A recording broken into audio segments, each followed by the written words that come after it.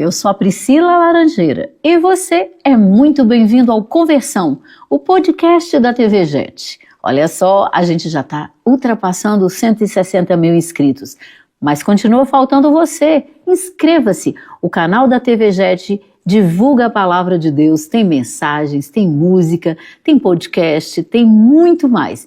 Inscreva-se. O nosso convidado de hoje é psicoterapeuta cristão.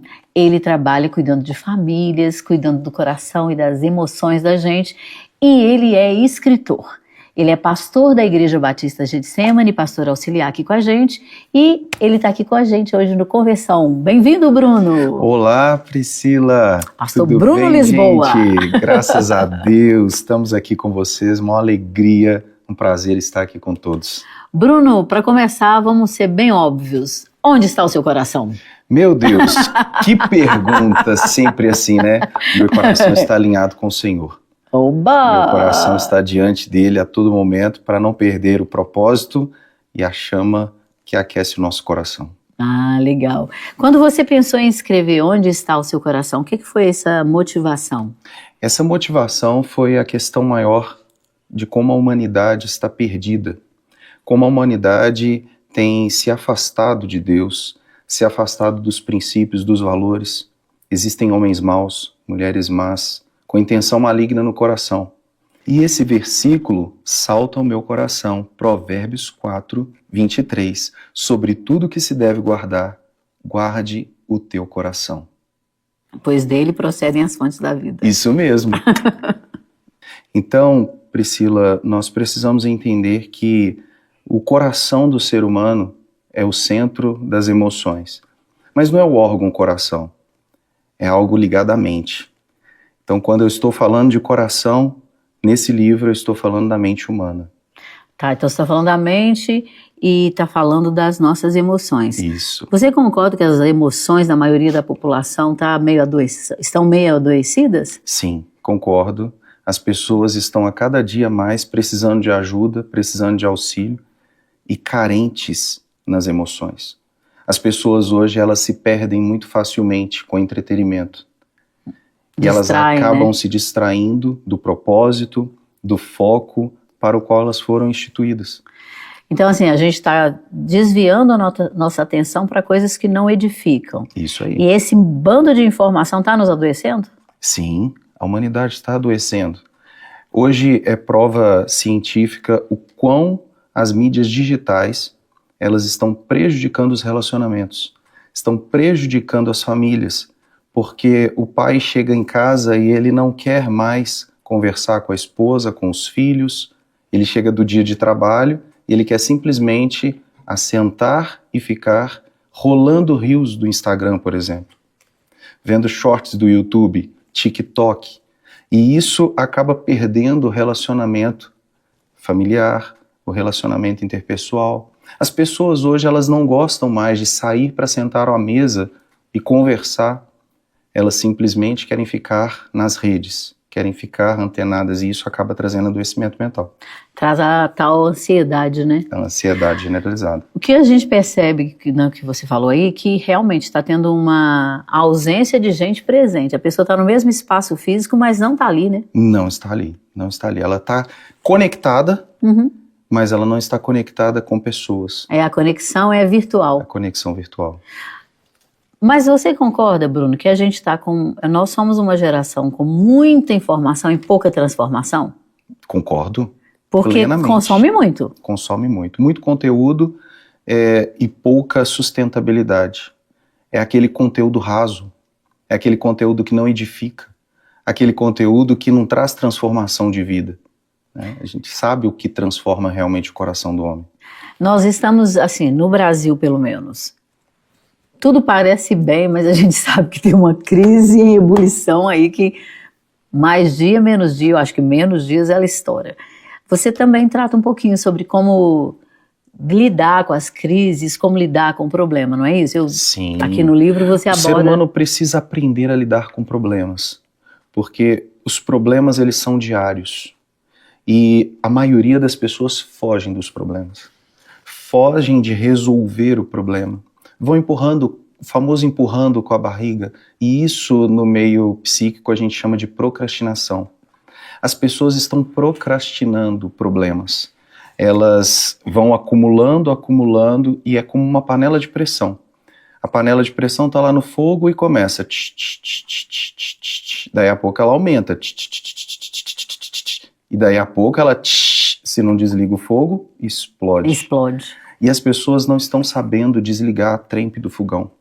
Estão deixando a chama e vão empurrando e explode e vamos ver o que faz depois. Vamos ver depois. como é que vai dar. Isso é como nós estamos inseridos hoje.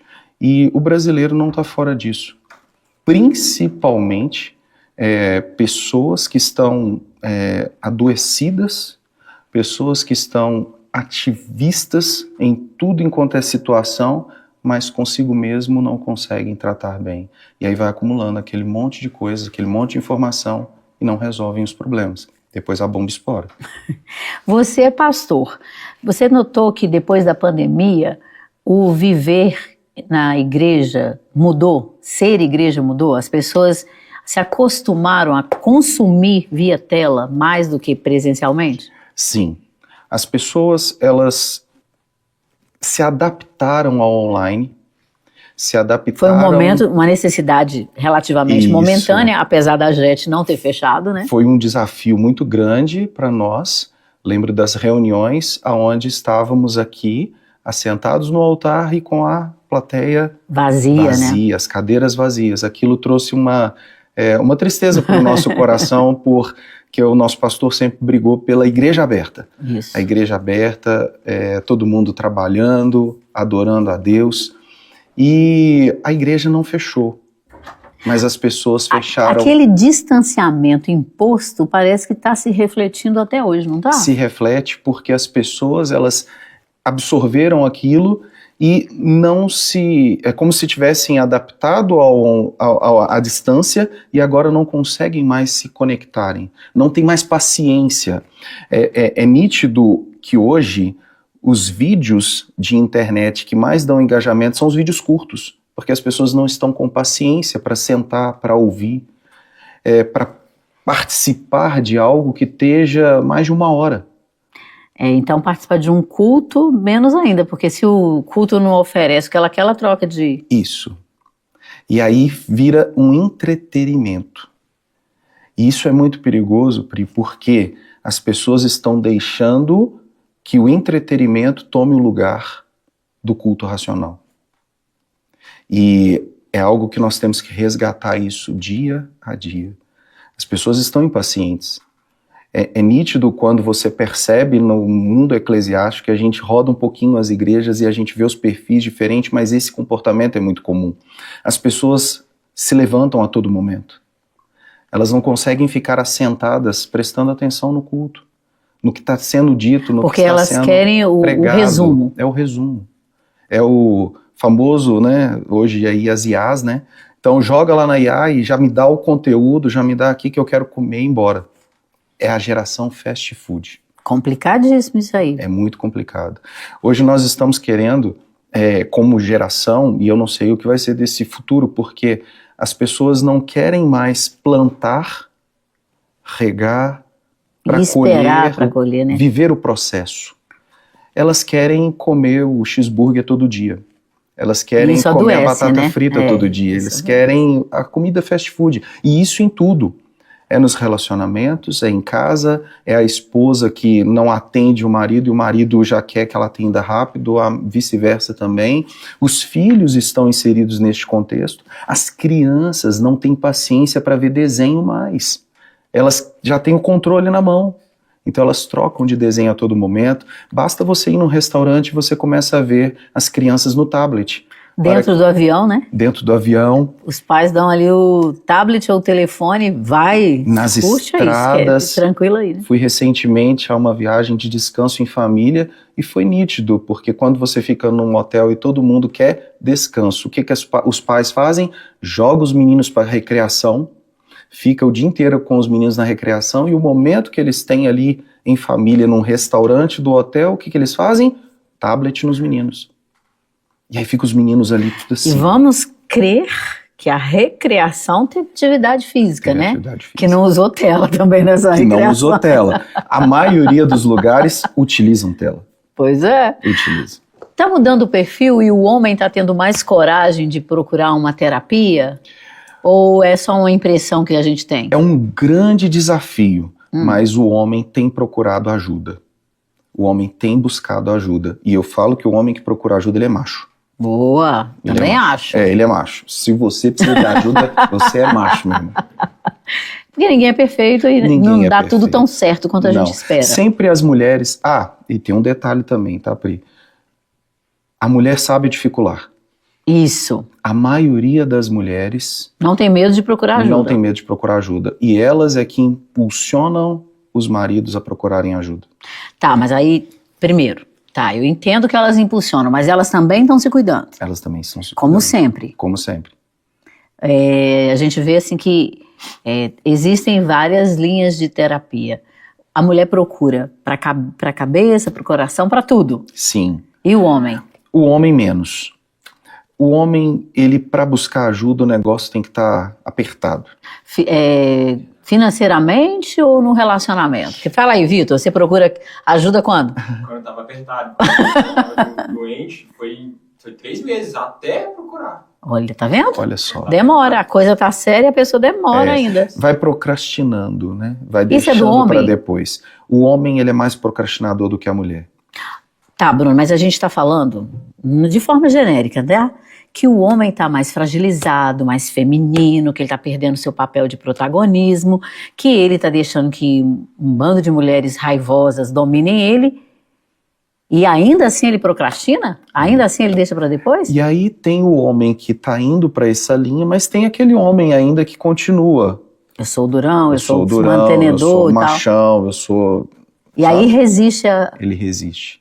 Porque aí talvez ele confunda um pouquinho o papel, né? Que é cuidar da mente, do coração, com o papel de provedor, de Sim. sustentador da casa. É muito peculiar, porque o homem ainda carrega aquela imagem de que ele não pode chorar, Até hoje. de que ele não pode sofrer, de que ele não pode falar das emoções, que ele não pode abrir o coração. Antes ele era um fraco, hoje ele tá nessa onda woke aí, tá desandando. Isso aí.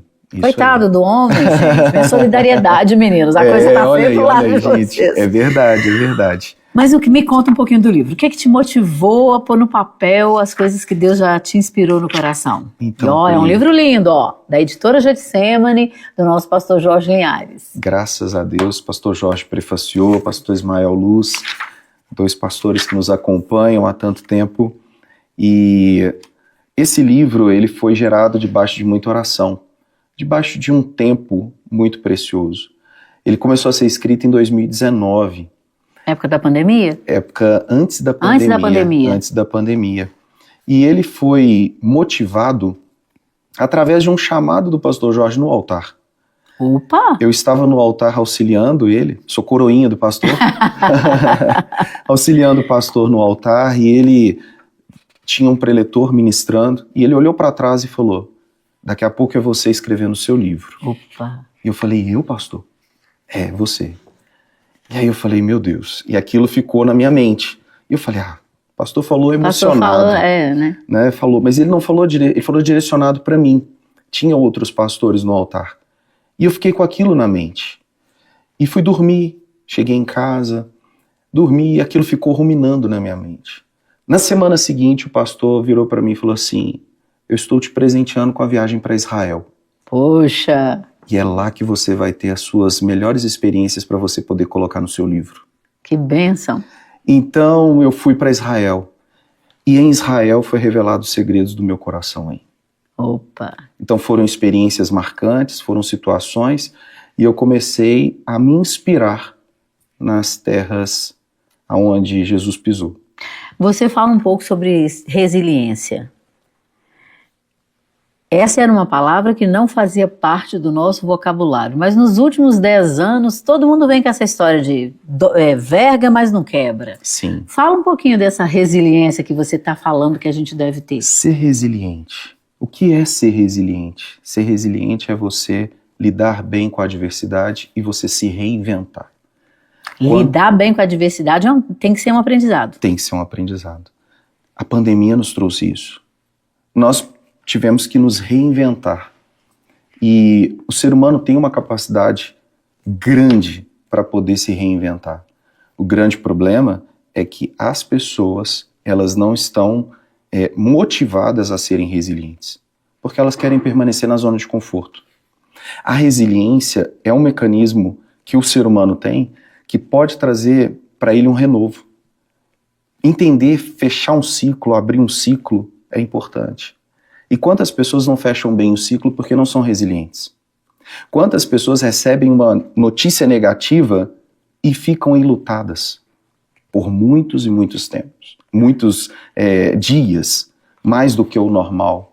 Um término de um relacionamento Desestrutura a pessoa completamente. Desestrutura a pessoa, a perca de um emprego.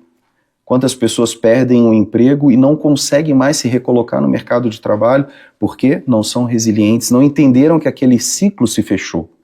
Muitas pessoas terminam um relacionamento de namoro e ficam colocando em xeque toda uma história e param no tempo e podem perder a oportunidade do amor da vida delas. Porque estagnou no que não foi resolvido, no que acabou, né? Não resolveu, não foi resiliente a uma situação adversa. Quer dizer, o conceito é mais abrangente. O conceito é muito abrangente. Então, ser resiliente não é somente um estado, mas sim uma motivação. Você precisa se automotivar para sair da inércia, para sair da zona de conforto, que a zona de conforto, às vezes, ela traz ali um conforto inicial, mas passado os dias, ela começa a trazer um incômodo. Prova disso é uma pessoa acamada. A cama é um lugar de conforto, mas se a pessoa ficar na cama adoecida por muito tempo, muitos dias, muitas horas, a enfermeira tem que ir lá, fica virando, o cuidador tem que virar. Por quê? Porque a pessoa começa a causar feridas no seu próprio corpo. Perdeu todo o conceito de conforto e já virou um lugar de dores, de problemas, né? Isso, então a zona de conforto, ela não é boa. Até um certo ponto ali, ela é necessária você se reinventar. E ser resiliente é algo que hoje, a pessoa que é resiliente, ela tem um diferencial no mercado. Tanto no mercado de trabalho, quanto no mercado como um todo, global. As pessoas resilientes, elas se sobressaem mais. Você é psicoterapeuta cristão. Sim. Hoje já pode aliar a psicanálise, a psicologia com a vibe cristã? Olha só, é um desafio. Não é bom falar vibe não, mas tudo bem, você entendeu a minha pergunta, né? É um desafio muito grande para nós terapeutas nos denominarmos cristãos. Você é bem ousado de falar, eu psicoterapeuta cristão, né? Isso. O nosso site está lá, www.psibrunolisboa.com.br, psicoterapeuta cristão. Sua identidade já está proclamada, declarada, toda voltada, né? para isso. Inclusive a identidade visual nossa, ela é voltada para a formação da árvore, que é algo que lembra jardim, que é algo que lembra criação, que é algo que lembra ali a videira verdadeira, que a seiva flui e nós temos que estar ligados a ela. E quer saber o maior psicólogo que já existiu nessa terra? Jesus Cristo. Então, a psicologia, ela não separa, ela une. E esse é o problema de que querem nos rotular e querem impedir as pessoas de terem acesso à verdadeira psicoterapia, à verdadeira meditação. Essa palavra meditação, ela ficou um pouco pejorativa, porque as pessoas pensam que a gente meditar é fazer um mantra. É ficar não é isso. Não é isso. Isso também pode ser chamado meditação em outra área, né? Em outra área. Mas nós cristãos temos isso na nossa regra de fé e prática, na palavra, onde nós somos ensinados a meditar na palavra dia e noite. Então Deus tem um modo de cuidar das pessoas. Então eu, como psicoterapeuta, como psicólogo, enfrentei muitos desafios na faculdade, onde professores me afrontaram, professores que são ativistas em outras áreas, em outras religiões até. Por causa das ideologias exatamente contrárias à fé cristã, deixando a ideologia entrar. Agora, é muito importante, Pri, falar que a gente precisa saber separar o ambiente. Sim. O ambiente do consultório de psicologia não é um ambiente para eu pregar para o meu paciente. Também acho que o paciente, né, Vitor, ele não vai lá com essa intenção de ser evangelizado. Isso. Ele está procurando cura para as emoções, cura para a ferida. E isso que as pessoas confundem. O próprio Conselho de Psicologia, ele fica incisivo nisso porque, infelizmente, nós temos maus profissionais, inclusive cristãos, que ao invés de tratarem o paciente, querem evangelizar o paciente. Ou pôr a mão na cabeça e orar, ao invés de ouvir o problema, óleo, né? Vão ungir com óleo e tal. Então, assim, é muito do que as pessoas que os maus profissionais acabam levando essa imagem. E quantos pacientes eu recebo que foram tratados por psicólogos que se dizem cristãos e que não tiveram uma boa experiência por isso. Foram afrontados, foram confrontados de forma invasiva, porque o ambiente do ambiente terapêutico ele tem que ser proporcionado para o paciente expor as suas emoções. Verdade. E não eu impor as minhas ideias, os meus valores. Não. Agora, é claro que a gente tem um olhar diferenciado. Sim. E é isso que eu digo quando eu falo, eu sou um psicoterapeuta cristão. Ou seja, você cristão quer receber um tratamento que você possa ter abertura para falar aquilo que você acredita, aquilo que você professa, aqui é o ambiente. E você sabe que você está muito certo, porque eu me lembro que nas pouquíssimas vezes que fiz terapia, eu fiquei em estado de choque com o conselho tão mundano que eu recebi. Ele conflitava tão profundamente com a minha fé que eu falei, não me resolveu nada, isso aqui não vou poder pôr em prática. Mas voltando aqui, quando você está ali com o seu paciente, você trata dele, você é do tipo que ouve bastante ou fala? Eu sou um bom ouvinte. Algo que eu tive que treinar muito é a audição, porque ouvir é muito importante. E aonde eu aprendi a ouvir? Quando eu trabalhava com vendas. Ah, sério? Com vendas? Sério, com e te ensinou a ouvir? Sim, porque o cliente fala da dor dele. Do que ele realmente precisa, do que ele né? realmente precisa. E para ele falar, você precisa ouvir. Quantos vendedores falam mais que o cliente? Atropelam o que ele está falando, é verdade. E acabam não vendendo. Da mesma forma, a terapia. Eu preciso deixar o meu paciente falar. E ele fala. E através da fala dele, ele processa algo que ele fala, não tinha percebido isso que está acontecendo. E aí a gente faz a intervenção. Mas a escuta bem apurada, ela é muito importante. No momento atual que a gente está vivendo, muitas coisas estão sendo desmistificadas. Inclusive o uso de muita medicação. Você não receita medicação, não, mas... psicólogo não receita. Não receita. Mas você acha que tem algum momento que a dor da emoção exige um tratamento medicamentoso? Olha, a psicologia e a psiquiatria andam juntas. Andam juntas? Precisam andar juntas. Esse mito tem um momento que você precisa pedir um apoio de um psiquiatra. Dependendo do paciente, sim. Existem patologias que a gente consegue tratar na prevenção. Isso chama psicologia. O psicólogo ele trabalha na prevenção, no trabalho preventivo, no cuidado. O psiquiatra, vamos dizer assim, bem grosseiramente, trabalha na correção. Então, quando precisa de um ajuste, entra a medicação. O psiquiatra, ele não tem o tempo que o psicólogo tem de trabalhar a elaboração da dor, a elaboração da situação, do diagnóstico, da hipótese diagnóstica. Essa é a parte sua? Essa é a parte do psicólogo. E o psicólogo, ele faz um trabalho em conjunto quando há necessidade do psiquiatra e vice-versa. Às vezes o psiquiatra recebe demandas que ele, olha, isso aqui não é minha demanda. Eu mando para um psicólogo. E aí vai trabalhar lá as suas emoções. É uma parceria, você não então. tem necessidade de tomar medicação agora. Agora, o psicólogo também tem que ser inteligente e... chegar até onde ele pode ir, até onde ele pode. Porque se ele tentar avançar muito, ele pode prejudicar o tratamento do paciente.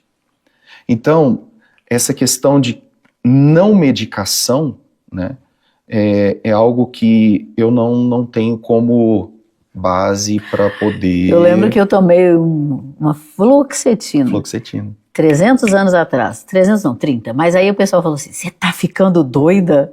Hoje fluoxetina é balinha, né? Meu Deus, hoje em dia tem gente pegando medicação por si só, né? A automedicação não é bom, não gente, é bom, pelo né? amor de Deus. Deixa eu te fazer uma pergunta. Terapia para casal. Fala sério, Bruno, funciona? Uau! Como funciona? É A mesmo? terapia Porque pra na casal. terapia para casal vem Angelina Jolie e Brad Pitt em Senhor e Senhora Smith detonando uma outra e depois super apaixonados. Esse é o Não, clássico. Só chega pra gente família margarina. Só chega pra gente Tudo família maravilhoso. margarina. Não. Olha só. Quando um casal procura terapia, geralmente o negócio já está entornado. Não chega bem, né? Não chega bem. Existem situações que eu brinco que o psicólogo ele só recebe pepino. Ele só recebe o negócio Coisas quando já indigestas. tá né? ali, né? Daquele jeito. E a gente tem que desembolar aquilo. Mas o casal que se propõe a fazer uma terapia já está querendo mudança. Ele quer uma solução. Ele Ele quer não uma está solução. desistindo. Não Eu tá acho, eu desistindo. sinto isso. Isso. E quem vai atrás de alguém para aconselhamento ainda não desistiu. Não desistiu, não desistiu. E quando há busca pela ajuda, há uma abertura maior para o tratamento. E é onde o casal consegue se caminhar na evolução. A minha maior satisfação é saber que o casal conseguiu se ajustar. E o ajuste, quando ele é necessário, é igual uma engrenagem. A engrenagem, quando ela está funcionando bem, ela tem ali uma lubrificação legal, A coisa vai, né? ela vai fluindo. A partir do momento que não tem mais lubrificação, um dente está quebrado, ela já não funciona da forma correta. Então tem que fazer o quê? Arrumar.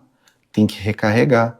A gente tem uma ferramenta maravilhosa aqui na igreja chamada Casados para Sempre, que é um curso, mas que eu chamo de uma terapia grupal. É muito bom, é muito legal que os casais vão ali, começam a conversar, a tratarem os problemas, mas não é uma terapia. A terapia, ela é diferente.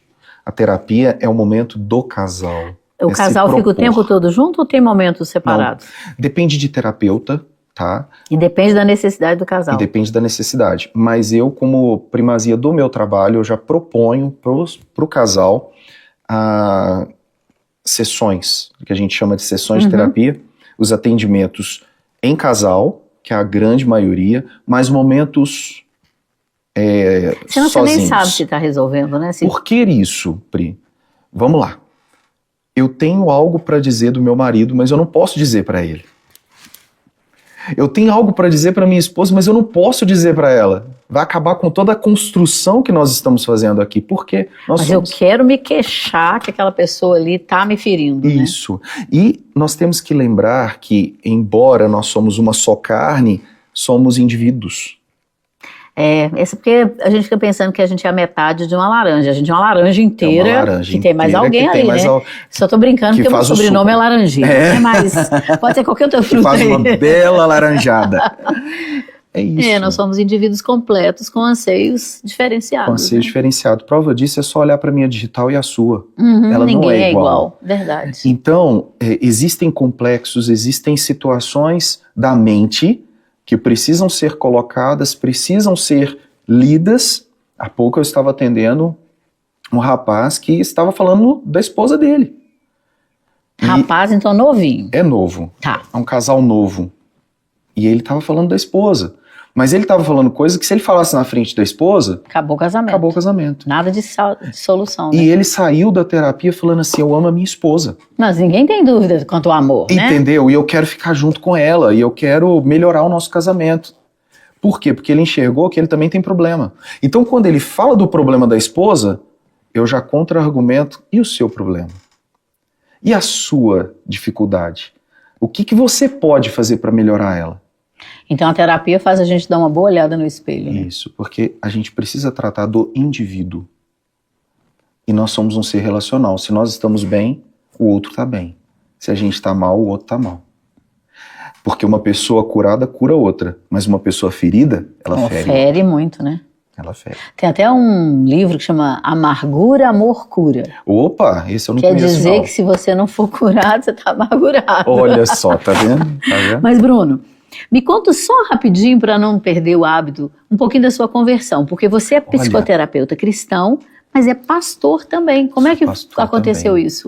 Então, esse livro conta muito isso. Eu tento fazer um paralelo entre o psicólogo e o pastor, né? É uma psicologia pastoral, vamos dizer assim. Eu nasci em um lar dividido, em um lar cristão, mas dividido. Meu pai é católico, da fé católica, cristão católico, e a minha mãe é cristã protestante da igreja evangélica. E eu nasci assim, de manhã eu ia para a missa e à tarde eu ia com minha mãe pro culto. Você estava querendo agradar gregos e troianos, né? E eu ia muito cedinho com meu pai à missa. Meu pai comprava o jornal do dia, o Estado de Minas, do jornaleiro, que nem existe mais não hoje. Não existe mais, eu gostava do Estado de Minas. Nossa, eu tô entregando a minha idade, Pri. Meu Deus. Deixa eu contar aqui que eu tenho 58, porque tá perto de fazer 59. Gente, eu tenho 58. Bruno, você é muito mais novo. 4.2. 4.2 dia 19 de outubro. E você, bem recente. você, Vitor? 27. Tá na flor da idade. Tá jovem. Eu quero a idade dele, eu troco tudo pela idade dele. Olha só, Pri, e aí Você ia na missa de manhã cedo? Tenho muita memória afetiva. Ia com meu pai, e aí voltava para casa, ele lia o jornal dele, eu ficava brincando, e a minha mãe já falando, você vai no culto comigo à noite. Eu falava, vou, mãe, pode deixar, e vou. E ia. E essa não gerou confusão? Não gerava confusão, que eu tinha 7 anos de idade, 8, 9, mas aquilo começou a me incomodar, porque eu comecei a questionar meu pai. Ah, tá. Pai, eu escutei o pastor falando, mas, filho, e o padre? O que o padre falou? Pai, o padre não vai, pai. Eu não tô gostando muito do padre falando, pá, e tal. Aí começou aquela coisa. E aos 10 anos de idade eu comecei a caminhar com minha mãe. Tá, e já estava meio que podendo escolher, Isso. né? E eu já não queria mais ir à missa, falava com meu papai, não tem muito a ver comigo não, deixa eu ir com minha mãe. E aí começou meio que uma briga de ciúmes dentro de casa e tudo. Isso é pauta para um outro podcast. Vamos focar na minha conversão. Né? Melhor. Então fui para a igreja e aos 11 anos de idade eu tive um encontro real com Deus. Lembro como se fosse ontem um acampamento de juniores. Opa! Um acampamento muito legal. Tive alguns dissabores, né, dos juniores, que é os famosos bullying hoje, né? Sofri um bullying. Oh, meu senhor, no acampamento cristão. No acampamento, então, fica na aí, época viu, não era acampantes. bullying, não era nada disso. Então aí fui trabalhar das minhas emoções, e aí veio um pastor de adolescentes, e ele conversou comigo, e falou muito sobre aceitar a Jesus, confiar em Deus, e eu comecei a buscar isso mais. E comecei a perguntar à minha mãe sobre a caminhada cristã, e aí nesse acampamento eu tive um encontro com Deus muito forte. Isso aos 11? Aos 11 anos e de não idade. se desviou? E aí me decidi por batizar. Opa! E o pastor virou, pode batizar, você está decidido? Tô decidido. Me batizei. E desde então a minha caminhada com Cristo. Olha que bênção. Não teve outra. E seu pai também não situação. se incomodou? Foi um desafio até os 15 anos de idade. Com 16 anos eu comecei a trabalhar, então eu comecei a produzir, acabou. Mas hoje, graças a Deus, ele também já aceitou Jesus. No Templo Jaraguá, onde eu ia a gente perguntar, tem lá. mas falei, vai que o moço não converteu, sei não, viu? E estamos trabalhando no discipulado. Recentemente ele converteu ali no Templo Jaraguá com a gente ministrando a palavra. Você está pastoreando lá também? Estamos lá com um grupo de pessoas abençoadas. É o primeiro templo da Igreja Batista Getsemane. É uma alegria fazer parte da história desse lugar que é então, lindo, Bruno, né? então se você aceitou Jesus aos 11, você já está com uma caminhadinha boa de 31 anos com Deus para se refletir no seu consultório, nas suas experiências profissionais. Isso mesmo. Não vamos fugir muito, mas a minha conversão com Deus foi aos 11 anos de idade. E o meu chamado ministerial aos 12.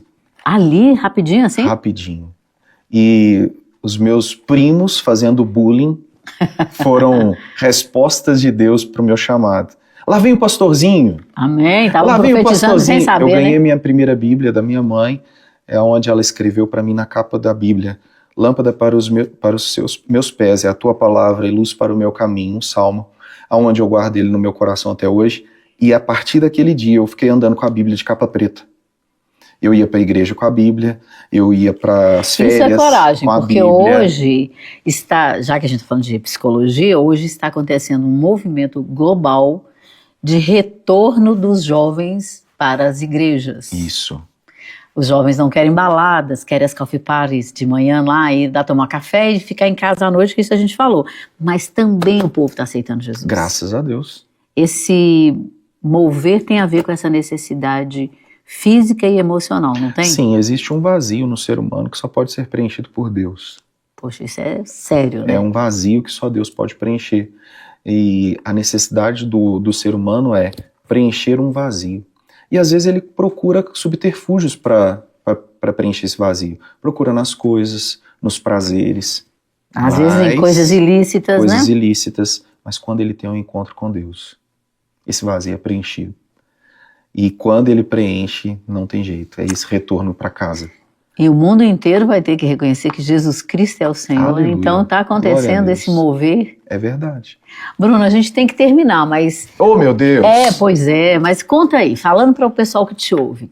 Incentiva aí buscar uma terapia, congregar, Claro. tudo que tem a ver aí. E fala para o seu pessoal e já Claro. deixa o seu contato também. Olha Para o só. pessoal te achar, né? Já que os homens são corajosos É aí. verdade, é verdade. Porque as mulheres, vamos ser verdadeiras, elas sempre foram atrás. Sim. Mulher corta sangue e corre atrás de consertar, Sim. mas os homens eram mais duros, né? É. E eu tô gostando de ver que eles estão entendendo que também são humanos. Verdade. A primeira pergunta é: você tem feito o seu controle anual de exames? A maioria dos homens não, né? Mas as mulheres também estão deixando de fazer. E é importantíssimo cuidar não só do corpo físico, mas também da alma, que é a sua área espiritual, e também das suas emoções. Nós somos corpo, alma e espírito. E se nós não cuidarmos do corpo, nós vamos estar acabando com a nossa saúde física. Se nós não cuidarmos da alma, nós vamos estar deixando de nos relacionarmos com Deus, que é a nossa criação, que é o nosso Criador. E deixando também de cuidar das emoções, nós vamos ficar desconexos, nós vamos estar mais sensíveis, vamos estar mais vulneráveis, inclusive às dores do maligno, né? Então é importantíssimo cuidar das emoções. Procure ajuda enquanto há tempo. Procure igreja para congregar. Procure uma igreja para congregar. Procure pastores para te discipular. Procure ajuda, tanto física, emocional e espiritual. E se precisar de mim, PC Bruno Lisboa nas redes sociais, YouTube, Instagram e o meu telefone 31 99915 7895. 99915 7895. Vai ser um prazer falar contigo. É isso aí, muito obrigada. E olha só, adquira o livro Onde Está o Seu Coração. Como Tem dá nas pra ver? plataformas, hein? Pois é. Fala aí, então, tá em todas? Tá na Amazon, Mercado Livre e Amazon. Legal, e olha só, ele tem o aval do pastor Jorge Linhares e do pastor Ismael Luz, nossos queridíssimos aqui da Igreja Batista Getsemane. Bruno, até que enfim, então, muito obrigada. Obrigado. Valeu demais. Você, graças a Deus, deu certo. Legal demais. E, gente, olha só, assista de novo, pega os conselhos do Bruno, coloque em prática e até a próxima. Deus te abençoe. Grande abraço, gente.